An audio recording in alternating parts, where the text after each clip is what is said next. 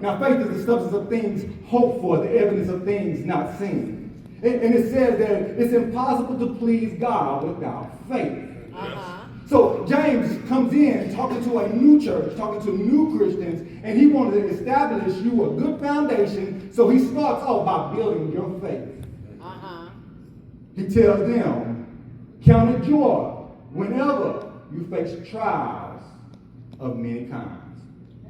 So somebody asked me, Doug, how do I get strong faith?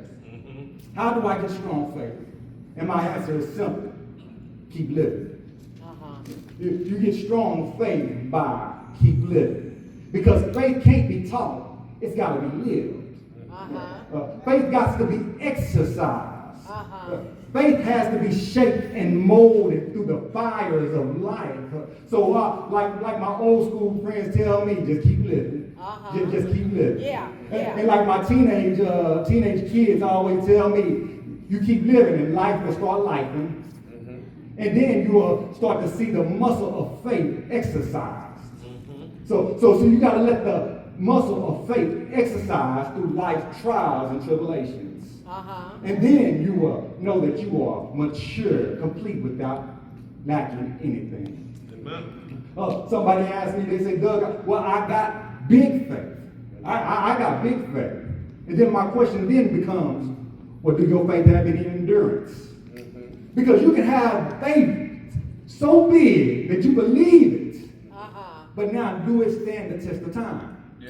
See, do your faith have big muscle faith? Or will the faith have any endurance? Well, let me see what I'm trying to say is, if you have big faith, will it continue to go if God doesn't answer immediately? Come on. Amen. Let me give you an example. You praying to God, I need a house, and you keep going to the bank and they keep denying you. Do you fall apart or do you keep believing? Come on. See. Now you keep going to the bank, they keep denying you. You keep going to the bank, they keep denying you. You keep going to the bank, they keep denying you. Do you keep believing? You keep going to the bank, they keep denying you. Now one of your friends go to that same bank, and on the first time, they get approved. Do you fall apart or do you keep believing? Yes. That's good. See, because a lot of people, they got big faith, but do it last. See, because your faith has to have time under tension. I give an example of faith. What do you do when God doesn't answer immediately? Do you have the patience to wait?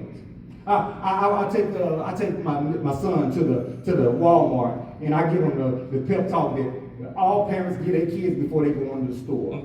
Don't touch nothing, and don't ask for nothing. Right? And so we go into Walmart. I know I'm a man, so I know exactly what I need. I go in there. I don't need a list. I'm heading straight to the man section. I got to go to get some tools. I'm taking my son with me. He's following behind me, and we're over there in the tools. He's doing really good because I'm looking at all the tools. I get what I need. He's coming on out with me. And I think to myself, he's doing real good, but he's only doing good because he don't want no tools. I got to really put him to the test to find out if he's really listening. So I take him up the candy aisle. And you know, kids, I look back at him just to see what he's doing, and his eyes are big as 2 golf balls. And he ain't asking for nothing, he's just pointing. I didn't tell him he couldn't point, he's just pointing at everything. He probably thinking in his mind, I sure want some of them Skittles. But he ain't asking nothing. I said, okay, he made it through this candy aisle. So I said, but you know what, I know the real test. The real test is taking him down the toy aisle. So I make me a good old loop. I go all the way to the toy aisle, and we walk up the toy aisle. The bikes and the balls, he make it through. We get over there by those trucks. And then I start to see that eye get real big, and I start to see him shake a little bit. And he's really tempted, but he makes it all the way through. Just as we make it through, we turn the corner to come down the next aisle. We see a little boy on the ground, crying, rolling, kicking and crying. And I look at his mom say, Timmy, get up off the ground, you're not getting no toys today. And my son look up at me like, What's going on? We can do that. Timmy's on the floor crying, whining, just because he ain't getting no toys. And I'm thinking to myself, my boy, I already know, we don't play that. Yeah. Timmy is having a fit. His mama is bargaining. Well, I get you some candy. And now we walk on through the aisle and everyone looks at me and says, Daddy, is he going to get in trouble? And my answer is, I hope so. See, the thing is, your faith is stretched when you are tested. Can you stand the test of time? One time under tension, when God puts you through the trials and the tribulations of life, can you stand the test of time? Yeah. To make it a Bible, I remember when God called down to Moses and told Moses, I got something I need to tell you, come up to the top of the mountain. Moses gathers the elders and he heads up to the top of the mountain and hear what God has to tell him. When Moses gets up there, it says that God descends down on top of the mountain, consuming the mountain with cloud cover, lightning, and flashing, and it looks like fire. It looks like pyrotechnics up on top of the mountain. The people down on the bottom of the mountain are afraid because God has consumed the mountain. But Moses goes up on the top of the mountain because God said, come up here, I got something to tell you. Yeah. Moses is sitting in God's presence, and day one, God don't say nothing to Moses. It says that day two, Moses is sitting there, and God don't say nothing to Moses. Now, God, you called me, you told me you had something to tell me.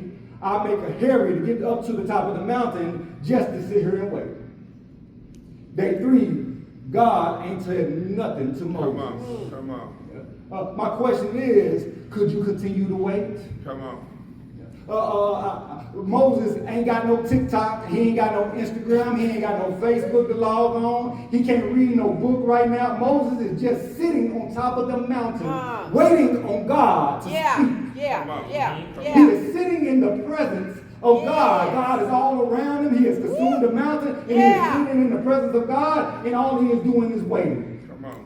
How long will you wait on God? Yes. It's the testing of your faith. It says that God doesn't speak to Moses on day 4, don't speak to Moses on day 5. I'm going to be honest with y'all. I don't know if I'm sitting on that mountain day 5. I think at day 5, I ain't heard from God. I'm starting to second guess everything. I probably grab my sandals, grab my staff and my robe, and head back down the mountain. Come on. But Moses sits and waits because he knows he's in the right spot. Because God's presence is all around him. And he just sits there. And it says God doesn't speak to him on day 6. Good word. But then he speaks to him on day 7. Come on. The question that I have for you is, do you have the faith to wait? Can your faith stand the test of time? Or do God got to move when you say move? Or do you have the patience to wait on God's time? See, now, what you do speaks about you. If you do what Timmy do, fall out when God doesn't give you what you want, you fall on the floor and start crying and whining. All it does is show the infantile state of your faith. You got baby faith. Your faith ain't strong. Because you want God to move when you tell him to move. And God is not moved by your crying. He's not moved by your whining. He's not moved by your tantrums. What God is going to tell you is get up and grow up. See, that's what James is telling these the tribes right now. He is telling them that you got to have strong faith. So you might have big faith, but can your faith stand the test of time under tension? Big faith with no endurance. In Texas, we got a saying for that. We call that big engine, small gas tank. And so that's why I bring it to my topic. It says, make it count. You have to make it count. Because in life, you go through tests. And when you fail the test, guess what happens? You get to have the test all over again. And so what you don't want to do, you don't want to waste the test. You want to be patient. You want to wait because you want to make it count. Because God, I don't want to go through this no more. I want to make sure that I grow past this. Yeah. So you got to make it count. James is you got to make it count because it says that you have to be strong Christians, not lacking anything. Amen. James is writing to the 12 tribes of Judah that is spread abroad. They are being persecuted for following Christ. So when James writes, he essentially writes to a young church. He writes to young Christians. My wife wrote a book a couple of years ago. It was called The Elementary Truths, which was a self-help guide for young Christians. Because she became a Christian later in life. So what she wanted to do was outline and detail some of the things she struggled with. So James gives us these first few verses as a blueprint on how to build mature Christians. What James gives us is what should be every church's new member curriculum. What James gives us is a formula on how to make it through the trials and tribulations of life. And so this is what he says.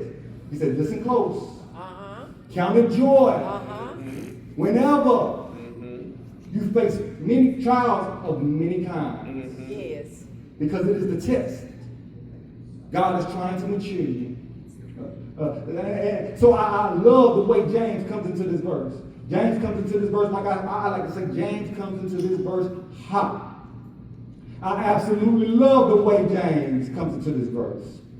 See, because he says, count it all joy. And see, when you hear count it all joy, you get all excited. You get all tingly on the inside because you hear joy. And immediately when I hear joy, I think peace is following. Joy and peace go together. But James comes in, he says, count it all joy. And then he does a complete 180. He turns around and goes the right direction. He says, count it joy whenever you face trials of many kinds. Hold up, wait a minute, James. James gonna pull the reverse on me. See, because when he says count it joy, my dopamine starts to open up. And I start to get all excited. And then he says, face trials of many kinds. Now that don't make no sense at all. Because ain't nobody in here woke up this morning and said, bring on the trials. Come on. Nobody woke up this morning and said, bring on the tribulations. You woke up this morning, you probably did the opposite. You woke up with a little back pain and what you say, not today, son. Like my mama would say, the devil is a lie. But nobody woke up this morning and said, I'm ready for life's storms, bring them on.